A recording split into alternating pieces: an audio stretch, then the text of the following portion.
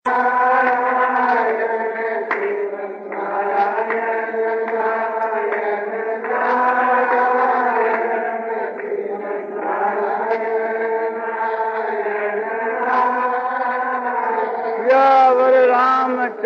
की और मुक्त वंशी। आजकल तो हम लोगों का अन्न दूषित हो गया। उस समय के बीच के इतना दूषित अन्न नहीं था। हम लोगों के घरों का अन्न पवित्र था। हमारे ननिहाल का जो अन्न है चीज है कि वहाँ और विशेषता, ये विशेषता हमने खुद देखी और हमारे से भी अधिक हमारी माँ ने देखी, उससे सुनी भी और हमने खुद देखी। तो दूसरे के धन को भूखे समान सुनी।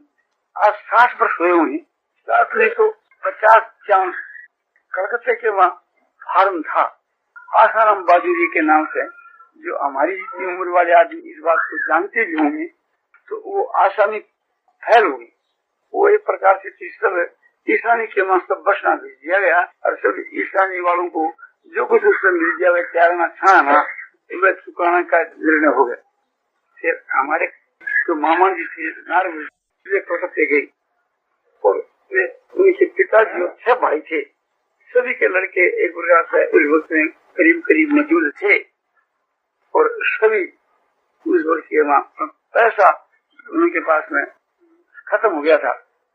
कुछ पैसा हमारे मामा जी के पास में थे।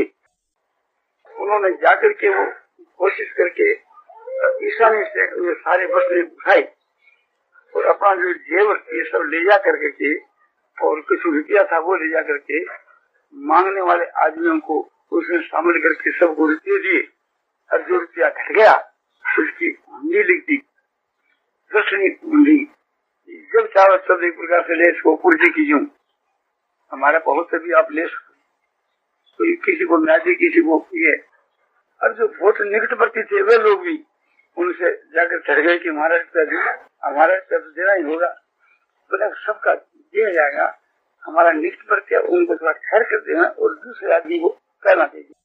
तो आखिर के बीच के सबका रुपया ब्याज हुंडी का भुगतान उन्होंने समझो कमाते गए देते गए कमाते गए देते गए। ये नहीं कि भाई लोगों का जो 2 लाख रुपया देना है तो 2 लाख का हमारे पास में 2 लाख हो जाएगा तो देंगे नहीं। अपने पास में 20,000 है तो 20,500 से चेष्टा, फिर 20,500 से चेष्टा। इस प्रकार से लोगों के रुपये दिए। कोई एक निष्प्रति आदमी था, उसने कहा कि हमारा रुपया तो देना ही होगा।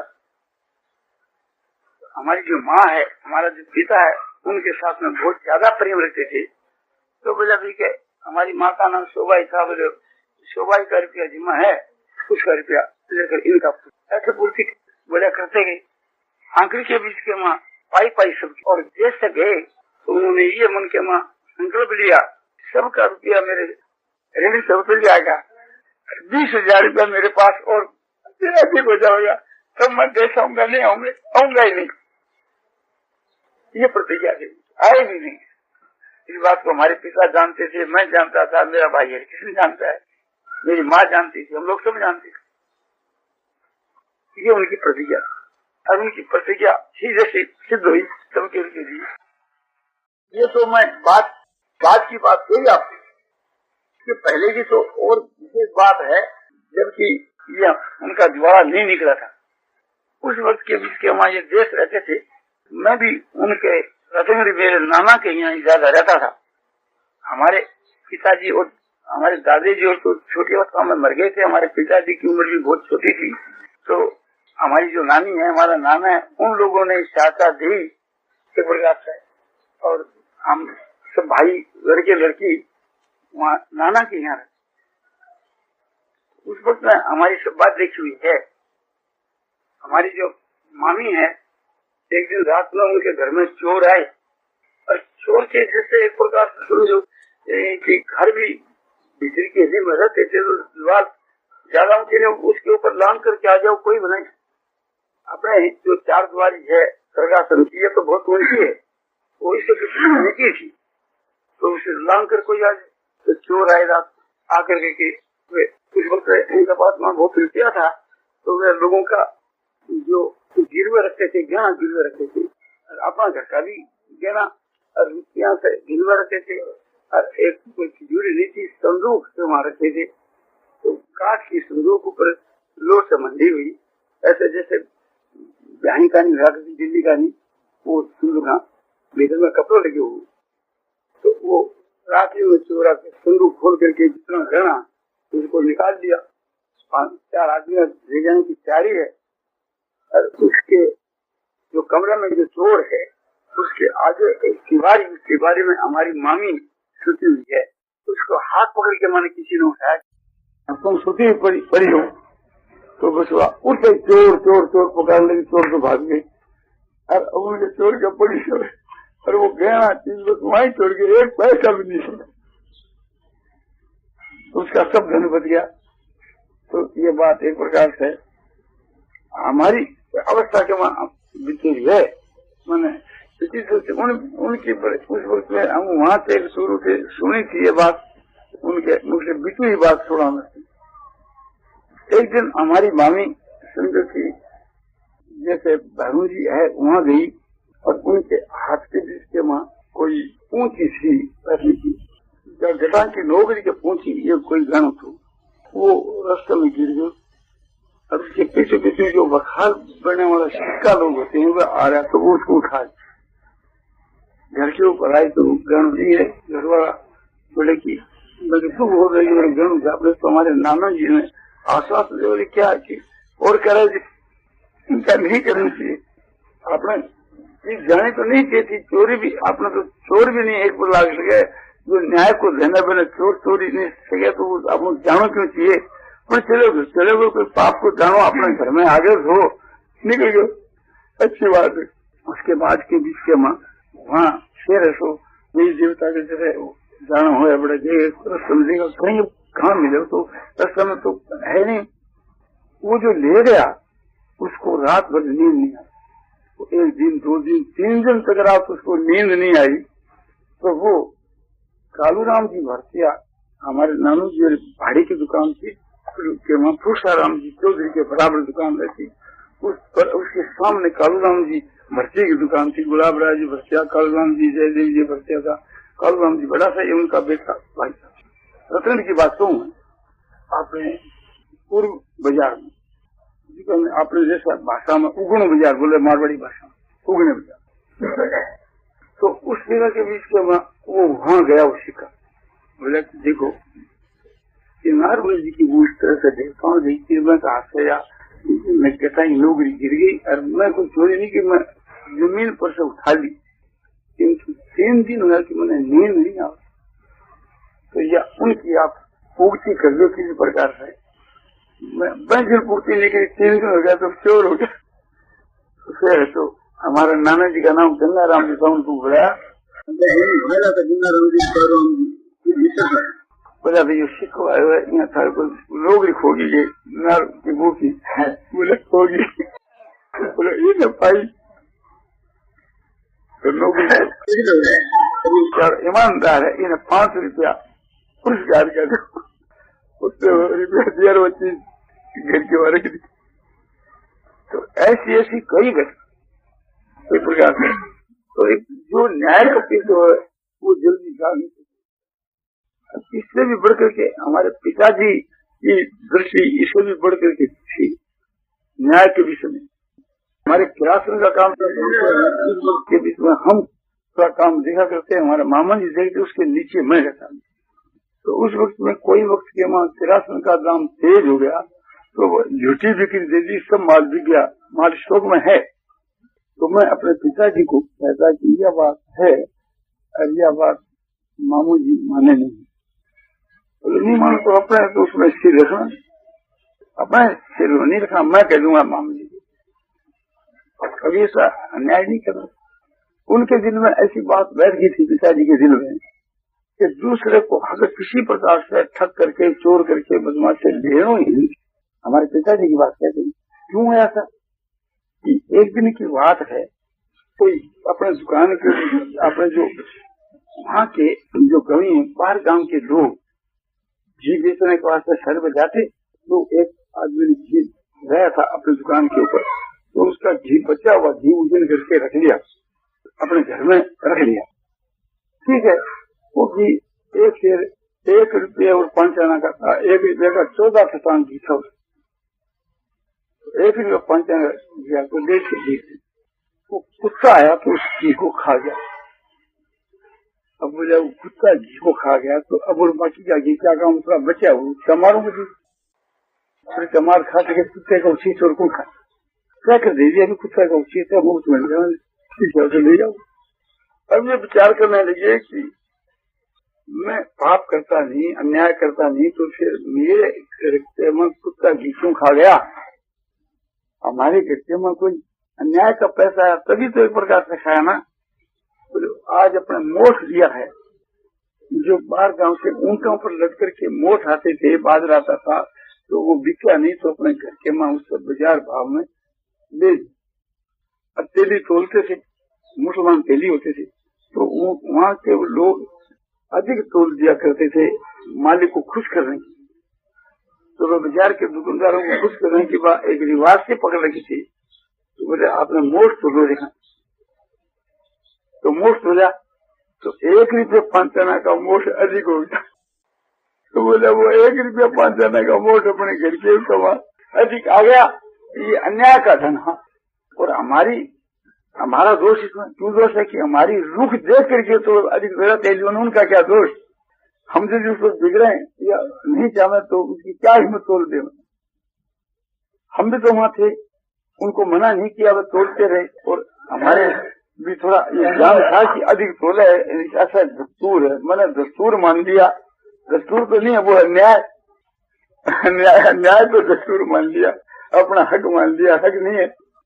तो उस दिन पिताजी बहुत खुश थे, बोले ईश्वर की मेरे पर बड़ी दया है जो मैंने तुरंत चेतावनी दी।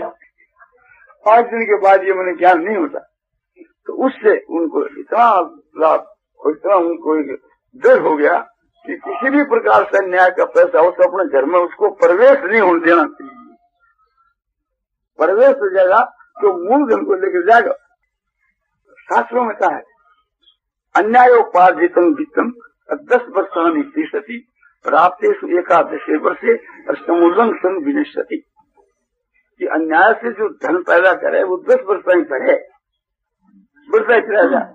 हर 10 वर्ष बीतने के बाद जब 11वां वर्ष लगे तो वो मूल सहित और भी बाबा धनोजी के साथ में लेकर के जवाब काट के गिर जाए। और किसी के और अधिक होता है ना, तो उसके पुण्य का प्रताप के कारण से उसकी 10 वर्ष की म्याद और बढ़ी। आखिर के जिसके मत तो समझो कि वो विनाश करके ये छोड़ेगा आपका पैसा। तो इस प्रकार से थी ये बात। हम बच्चे थे तो हमारे में बुरी आदत थी, जब हमारी 8 वर्ष की 7 वर्ष की उम्र थी तो हम एक प्रकार से जमीन में जो मोठ है, मूंग है पड़े थे ना, उसको चुन चुन करके खा जाती। तो हमारे पिता ने कहा ये कुलक्षण है, ऐसा नहीं करना, क्योंकि हमारी वो आदत पड़ गई। जैसे बालकपने के लड़का माथी खा जाता है, तो एक प्रकार से घर के तो बरसते ही हैं, तो हमको मना करते थे और एक प्रकार से हम खा जाते। और एक दिन हम ऐसा खा रहे थे, इतने हमारे पिताजी आगे, हमारे मुंह में वो मोठ है। पिताजी ने कहा तुम आज मना करने पर भी फिर के दाने खाए, मंगतों की मांग तो मंगता खाते हैं, तुम कोई मंगता है क्या। दाना खाया तो मैं सिर्फ राजा की नहीं खाया। तब हमारे लगा थप्पड़ और मुंह खोला तो दाने निकले। बोला बदमाश, एक तो तुम ऐसा किया पाप रे, फिर झूठ बोल। अब उन्होंने कहानी कही, वो कहानी का हमारे ऊपर असर हुआ। तो ये कहानी कही, इसे मैं तुम्हारे को कहानी कहता हूँ। एक ग्वारिया था और वन में बकरी भेड़ और गायों को चराता था। और एक दिन उसने हंसी से हल्ला उड़ा दिया कि 8 बाघ आ गया। हमारे देश में 8 बाघ को लाड़ी कहते हैं और उसको लंगड़ा कहते हैं खेलिया, और खेलिया उसको भेड़िया कहते हैं। बाघ का जैसा ही होता है, 8 बाघ का मतलब है भेड़िया कहते हैं। अलग अलग भाषा बताऊं, हमारे देश में उसको लाड़ी कहते। तो वो बाघ आ गया, बाघ आगे उसने पकार लगाई तो शहर में खूब जोर की आवाज लगाने से, छोटा गांव था, सब लोग एकदम दौड़ करके लाठी ले लेकर के आए। कोई रोटी खाता तो रोटी छोड़ दी, कोई स्नान करता था स्नान छोड़ दिया, सब काम छोड़ करके दौड़ करके आगे पूछा करे कौन सा हो गया आपू का, हम हंस लिया कि बोले मैं तो तमाशा करने का वास्ता करे। अरे बदमाश मेरे सब काम छोड़ गया, तेरा तमाशा है। अब उसको सब लोग भसने लगे और नीला करने लगे। एक दिन ऐसा ही मौका आ गया कि वास्तव के वहां अपने भेजी आ गया। अब आकर के एक प्रकार से उसको पकड़ा कर, और वो चिल्लाने लगा, रे आओ रे मुझको भेड़िया खा रहा है। अरे मेरे घर वाले तो आओ, एक प्रकार से मुझको खा जाएगा तो फिर मेरे बिना से हो जाओगे। आज मैं झूठ नहीं कहूँ, सच्ची बात हूँ। तो सब लोग बोला कि वो मिथ्याबाजी आदमी इसी प्रकार से 10-20 दिन से वो विरोध करता है और तंग करता है। इस बात को बिल्कुल नहीं माना, कोई भी नहीं गया, घर वाले भी कोई नहीं गए। उसको गिरिया खा गए, उसकी हड्डियां पड़ी गई। तो वो मारा गया ना झूठ के कारण। जो आदमी झूठ बोलता फिर उसका लोग विश्वास नहीं करते, वो सच बोले तो भी फिर लोग उसको झूठा ही समझते। उसकी एक प्रकार इज्जत नहीं रहती। तो झूठ कभी मैंने सोचा अभी ठीक है, अब आपने कहते हैं तो झूठ बोलना ही नहीं। तो मैं छोटी उम्र में ही 14-13 वर्ष की उम्र में व्यापार करने लग गया था। व्यापार करने लग गया था तो पिताजी व्यापार करते थे, तो व्यापार करते थे। वो पूछ रहे थे कि इसका मूल्य बतलाऊं क्या, एक दाम बता। तो वो कहता एक बतला देते, फिर 1 पैसा कम नहीं। हम भी वैसे करते थे, कोई कहता मूल्य करते तो मूल्य बतला देते। 5 रुपये की चीज है, 5.5 बतला दिया, 5.5 मूल्य। वो कहता 5.5 ज्यादा हुए, 5 रुपया दीजिए। अच्छा 5.25। तो बोला अच्छा दुआना छोड़ो, दुआना 5। सौदा पड़ गया, सबको लेकर फिर मैंने या किसने भेजता, बोले बुला के क्यों इसका दुआना अधिक आ गया तो 5 ही देना। वो कह दिया मूल्य तो मूल्य करके हमारे क्या तेरा तो क्या दाव उतरी। तो उसको बुला के कहता कि देखो तुम मूल्य की बात कही, तब हम मूल्य कह दिया 5 रुपये दाम है इसका, तो मूल मुलाई से तो अधिक आ गया हमारे पास, तो क्या करेंगे, वापिस ले लीजिए। उसके विश्वास हो जाता। फिर हम लोग जो इस प्रकार से करने लगे, मैं जो 14-15 वर्ष का हो गया तो मैं एक ही दाम कर मूल्य मुलाई कहता ही नहीं, 200 पिताजी कहता नहीं। तब तो मिथ्या वाणी जब मैंने प्रमाण देता है वो मनुष्य मृत्यु भाई के बीच में साथ दोनों बोली जाए उसको दोष नहीं। तो मूल मुलाई के मान से झूठ है या छूट है अपने लिए। तो क्या करूँ, मेरे तो मन नहीं माने। फिर हमारी माँ से कहा, हमारी माँ ने हमको कहा कि नहीं ये कह जैसे मान चाहिए। तो मैं भी उनके माँ पर थोड़ा बोलने लग गया, और फिर मेरी आत्मा में गिलानी बढ़ती बढ़ी। तो मैं माँ को कहता कि माँ मेरे से क्या करूँ, मैं दिल खोल कर व्यापार नहीं कर सकूँ। ऐसा माता पिताजी को कहा। पिताजी ने फिर कहा कि अच्छा इस दिवाली से तुम एक दाम। दिवाली में की थी दीपमालिका, बंगाल में इसको काली पूजा कहते हैं, अपने इसको दीपमालिका कहते हैं। काटी पुण्य को आती है। फिर वो एक दाम शुरू। तो दाम बोलना तो एक ही दाम बोल देना चाहिए। वो 50 रुपये की चीज लिए सब चीज वापिस लौटा दो, 1 पैसा फिर कम नहीं देना। इस तरह से अपना विवाद करना चाहिए। उस व्यापार के बीच के वहाँ एक दिन की बात, अपना वहाँ रुपये का 16 गंडा होता है।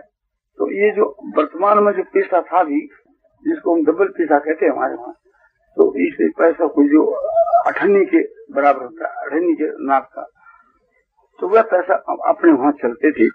वहाँ अपने पुराने जमाने के वे पैसा जो डब्बूशाही पैसा है वो भी चलते थे वहाँ। जैसे बीते की तरफ में डबुआ क्या उनका, तो इस तरह हमारे देश में गोल गोल होते और भारी होता है कि संजू की रुपये से भी 1 रुपये वजन से भी भारी होता है। वह पैसा होकर के तांबा तो उसमें ज्यादा, किंतु सिक्के के कारण से, वो गवर्नमेंट के सिक्के के कारण से, गवर्नमेंट की जो ये पैसा है 16 गंडा, उसका 18 गंडा।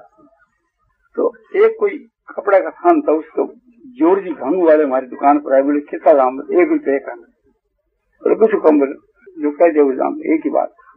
तो उसने 1 रुपया दे दिया, और 4 पैसा डबल जाओ, ये आधा पैसा और। तो उसको आया फिर मैंने खूब गालियां खाई। तो एक असल बात, ये 7 महीने का चोर कहीं का, मैं उसको जवाब नहीं कैसे सुन लिया। तेरे बाप को कहेंगे कि ऐसा ही कोई होता है कि आधा पैसा कोई बांध कर रहा सगे, यह क्या सच्चाई आई। और 1 रुपया अचानक आया तो ये 4 पैसा दे दिया, तो क्या हुए 4 पैसा। वो हमारे पिता के पास में गए कि आपका लड़का तो एक क्या कहे कि इस तरह से हमारे साथ में असत व्यवहार कराया। तेरी से बात पूछी, क्या बात है? मैंने पूछो तो पिताजी मैं कहा दाम जी का दाम मांगा, सच्चाई के दृष्टि से आधा पैसा कम देना चाहता, समझ नहीं है। आपने गाड़ियां काटी, आपके बराबर है पिता के तुल्य में, उसको बर्दाश्त करती। मैं कह देखो जोर जी, इन्हें कोई अनुचित व्यवहार नहीं किया, अनुचित व्यवहार तो आपने किया। इसको गाड़ी इसने तो आपका मूल्य ही मांगा, आपसे अधिक तो नहीं मांगा। तो बोले आधा पसंद। बोलो सत्यता के विषय में मैं इस बात से नाराज नहीं, लड़के ने बहुत अच्छा किया और ये आधा पैसा नहीं छोड़ा, सौदा रद्द कर दिया, इसे बहुत अच्छा काम किया। ये तो आपको विचार करना चाहिए कि जो आदमी आपको सत्यता की रक्षा करे उसके सामने पैसा क्या चीज है। ये तो आपको बर्दाश्त कर लेना, और नहीं बर्दाश्त हो तो आप मत लो सौदा, आप सीधीगा ना। कोई जरूरी थोड़ी है कि हमारी दुकान से आपको सौदा लेना पड़ेगा, हम तो बात तो करते ही नहीं, कोई बात किया होगी यहाँ लो या कुछ आपकी जवाब तब प्रकार से कुछ नहीं बोले चल दिया। तो ये उस जमाने की बात कहूँ कि आज के कोई आप समझो कि 55 वर्ष की बात, आज से पहला, आज के पहले की कोई 55 वर्ष की बात और ज्यादा वर्ष। तो इस तरह से विवाह था। फिर मैं यहाँ आ गया रोजगार करने के लिए, विदेश में थे वो या बंगाल में। तो मैं आया था 61 की साल, उस वक्त मेरी 19 वर्ष की उम्र थी। उसके बाद में वहाँ देश का व्यवहार जो मेरा भाई हरिकृष्ण करता, उसने एक प्रकार से 1974 की साल तक व्यवहार किया देश के माँ। 61 से बाद 14 वर्ष तक और व्यवहार किया मेरा आने के बाद। 73 की साल में हमारे पिताजी का शरीर बच गया। तो मैं उनको कहता कि जैसे मैं एक ही बात कर दूं, वैसे आपने एक ही बात कहना, दो बात नहीं, चाहे कोई लो चाहे नहीं। तो बोले भाई जी आप तो या कहो, पिताजी कहे कि मैं कहूँ जिया को, तो पिताजी कहे जिया करूँ, ठेको जिया करूँ। मैं कह पिताजी कहे जिया करूँ, तो मेरे पर भी मालिक है, मैं जिस उनकी बात नहीं मानू तो तने तो माननी चाहिए। मैं कैसे कहूँ कि उनकी बात नहीं मान कर मेरी बात तो मान। ठीक है, वो पिताजी की माफी की करता। पिताजी का ध्यान 73 की साल में हो गया। अब 74 की साल लगी तो मैं भी वहाँ पिताजी की मृत्यु के वक्त वहाँ ही था।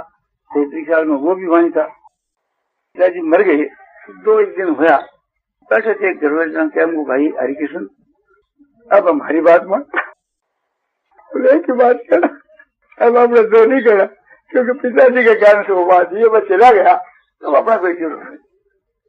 ठीक है, कुछ दिन से एक ही दाम बदला देना, कोई और कुछ जरूरत नहीं। हमारे कपड़े का व्यवहार था, रुई पूनी बनाना, सूत बदलना, सूत बनाना, सूत आप बना करके सूत रंगाना, कपड़ा रंगाना, कपड़ा छपाना, सिंपल से कपड़ा छपाना, मजीठिया रंगाना, जो काम हमारे तो एकदम शुद्ध खत मिश्रित नहीं उसके बाद। उसके बाद में बिलाती सूत कहते, ये बिलाती सूत आने लगे तो उसको मिला करके भी फिर बनाने लगी, छपाने लगी। जैसे कि हमारी दुकान पर है हैंडलूम का काम, ये काम हमारे चला बरसों तक। हमारे पिताजी ने ये काम किया, हमने भी ये काम किया, हरिकृष्ण ने भी ये काम किया, जब तक देश में रहे। ये काम हमारा 75 की साल तक, 25 से 13, 38 वर्ष, 38 तो एक प्रकार से हमारा कोई कपड़ा बनकर आता बाजार में, बहुत से दुकानदार रहते, तो कहता किसका है, हरिकृष्ण का। मैंने कहा तो हरिकृष्ण की प्रधानता होगी ना, तो दे जाओ। हम लोगों ने कह रखा कोई भी दुकानदार मांगे नाम लिख जाओ के फांदिया लिख जाए, तो दे दिया, आकर लिखा दिया दुकान के ऊपर। हम लोग पूजा लिख कर भेज दिया रुपया अपना कपड़ा। कोई छिपक यहाँ से छपकर कोई चीज आई, कोई रंग करके चीज आई, कोई बन करके चीज आई, लेकिन दुकानदार उसको रस्ते के मान ये रहते कि इसके कोई काम हम लोगों से पूछ जाते, फिक्री करना उसको, इसका क्या दाम है, कोई दाम लेकिन भेज। और वो घर पर ही हमारे रुपया भेज देता, सर दाम पूछने की जरूरत नहीं। जो दुकान पर जो कपड़ा इकट्ठा हो गया, तो बाजार के जो लोग आते, शहर के आते, बाहर गांव के आते, वो सब कपड़ा लेते, बस दाम बता दिया रुपये दी। तो वे लोग कभी कभी मजाक बाद में के लोग तो बोला तुम्हारे पिताजी तो दो बात कहते, पूछ लेते कि सत्य कहूँ कि मोल मुलाई करेगा, तो मोल मुलाई भी करते और सत्य भी करेंगे। उनके मरने के बाद तुम लोग एक ही दाम कर दिया कि मोल मुलाई का नाम निशान ही नहीं रखा। अब ये जाना कि सारे और एक पीढ़ी गुजरेगी तो मौन धारण करके बैठ जाएगी, उस पर लिख देगी काम लिख जाओ, मूल का भी काम नहीं होगा। तो हम लोग हंसते थे उस वक्त, तमाशे के ऊपर कैसे हरिकृष्ण फिर यहाँ आ गया। हम काम करते थे मामा जी के यहाँ, तो हमारा एक प्रकार से हिस्सा पूर था और खर्च भी मिलता था, हिस्सा भी मिलता था। तो बोले अरे हरिकृष्ण को तुम वहाँ क्यों रखा, यहाँ बुला दे, वहाँ क्या कमाएगा, यहाँ रोजगार अच्छा है अपने। कितना रुपया कमाता है हरिकृष्ण? मगर साल के मैं कोई 2000 रुपया कमाता, तो 2000 रुपया हरिकृष्ण के नाम का मोमबत्ती दुकान से पहला ले लिया और उसको यहाँ बुला। समझदार है, सियाना आदमी है, तो फिर लिख दिया हरिकृष्ण को, वो काम सल्टू करके बांकड़ा गया। फिर बांकड़ा हम और हरिकृष्ण दोनों भाई काम करने लगे। फिर उसके बाद में काम करने के लायक सूर्याल भी हो गया, आस्ते जीव। फिर उसके बाद में मोहन भी हो गया। मोहन जब काम के लायक हुआ फिर अपना आपसी का दोनों का बड़े आनंद के साथ बंटवारा कर। तो 2-3 वर्ष तक ऐसा चला कि अपने अलग अलग हो। हमारे मामू जी ने कहा तुम अलग क्यों हो, तुम्हारे कम हिस्से में आता हो तो तुम तुम्हारा और बढ़ा लो। उनको ये था कि न तो ऐसा कोई होशियार न ऐसा विश्वासी मिलने का नहीं अपने, तो इस वास्ते इनका सिर जितना दिन चले उतना चाहिए। और हमारे भाई लोग बोले कि नहीं ये सिर निकल जाना चाहिए, क्योंकि अब मामू जी थे वो सब घर का आप मौजूद। हाँ, तो राज्य खुशी के हमारे सिर अलग अलग हो जाए तो बहुत अच्छी बात है, नहीं तो फिर इसमें कोई किंतु होकर के आप प्रेम में कहीं बाधा नहीं आ जाओ। अपना मामू जी हो नानू जी हो सब सदा से अपना बड़ो भारी उगार करे है, कहते आप कृतज्ञ नहीं हो जाओ, अपना व्यवहार करे बिगड़ नहीं जाओ। ठीक है, मैं देश में हूँ, कहा कि मामू जी सब किया ही रहा है कि अलग अलग हो जाए। बोले हमारा समझ में नहीं आया अलग से क्यों हो, सारे पंथी में यदि कमती रुपया होते थे ज्यादा तो सारी पंथी ज्यादा कर दिया, बढ़ा दिया, अच्छे अलग क्यों हो, हेतु तो बताना चाहिए। मतलब मामू जी हेतु न हुए उसके पहले ही रहा अलग हो जाना चाहिए, हेतु होने के बाद तो लड़ाई हुए, अब तो अलग हो ही जाना चाहिए। शोक तो नागो जी साहब बहुत कहना नाम तो अलग होने की जरूरत है। मैं मैं तो सब प्रकार से बनाना बहुत ही कई मामा जी ने अलग अलग बनी है। बहुत बन के मैं थोड़ा 2 साल मेरी माँ जी से सलाह गई कि क्या करना चाहिए, भाई जी को जो कोमल स्वभाव है, नर्म स्वभाव है, इस हिसाब से तो अपना होना ही नहीं है, और माने तो शामिल रहना। तो मैं करड़ी की चीजों हर सलाह कर दूंगा, लिख करके माँ ने दिखा दी, श्रद्धा ने दिखा दी, बता के देख। अब मैं नकल मैंने दी, मैं वो लक्ष्य मंगल व्याख्यान देने के वास्ते गए तो ऋषि गुरु को उत्तर के ऊपर भाई जी हनुमान प्रसाद जी साथ में था। नारायण श्रीमन नारायण नारायण नारायण नारायण नारायण श्रीमन नारायण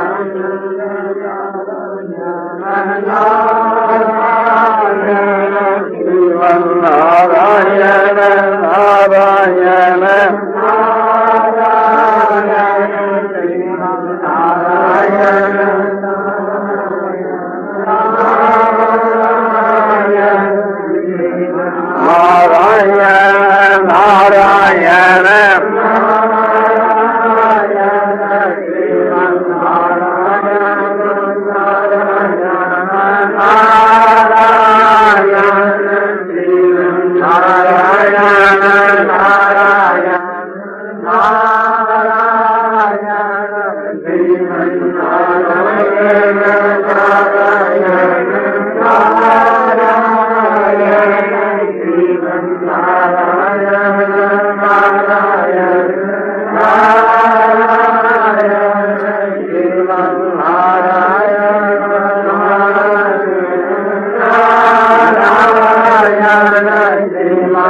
नारायण नारायण नारायण श्रीमन्नारायण नारायण नारायण श्रीमन्नारायण नारायण नारायण श्रीमन्नारायण नारायण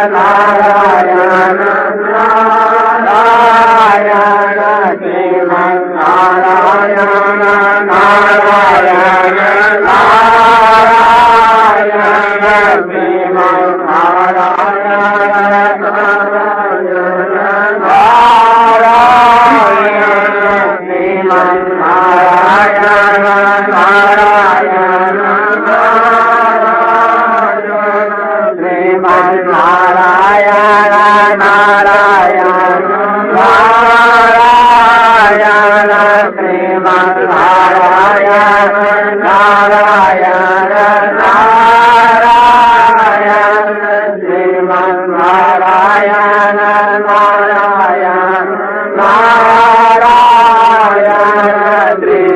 नारायण